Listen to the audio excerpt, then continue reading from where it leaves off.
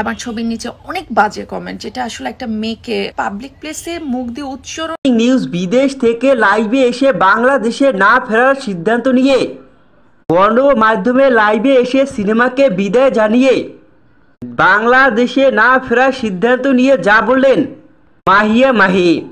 মাহিয়া মাহির এই বার্তা ভাইরাল এখন নেট দুনিয়ায়, আলোচনা যেন তুঙ্গে।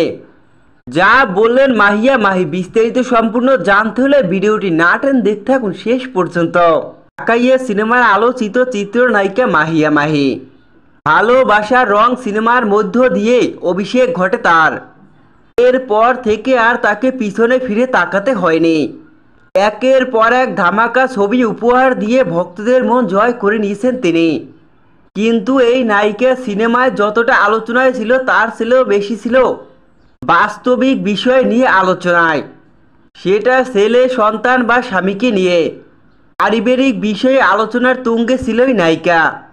কখনো বা ইলেকশন, কখনো দ্বিতীয় বিয়ে, প্রথম স্বামীকে ছেড়ে দেওয়া, সন্তানকে নিয়েও আলোচনা যেন কম কাঠঘর পোড়াতে হয়নি নায়িকার। এই নায়িকা ব্যক্তিগত জীবন নিয়ে আলোচনায় থাকে সবসময়।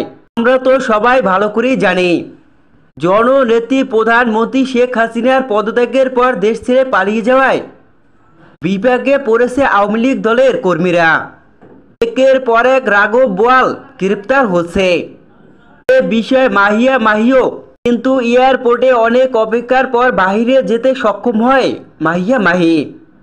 এবার বাহিরে গিয়ে মাহিয়া মাহি ঘোষণা দিলেন দেশে না ফেরার। এমনকি সিনেমা থেকেও বিরতি নিতে চান তিনি।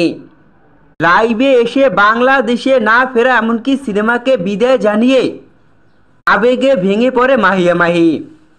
বাংলাদেশের পরিস্থিতিকে বিশ্লেষণ করেই দেশে না ফেরার সিদ্ধান্ত নিয়েছেন মাহিয়া মাহি।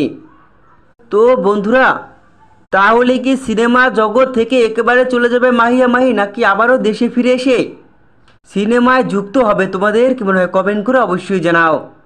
বিনোদন জগতের এই ধরনের আপডেট চ্যানেলটি সাবস্ক্রাইব করে পাশে থাকবে, লাইকনটি বাজিয়ে দাও। ধন্যবাদ।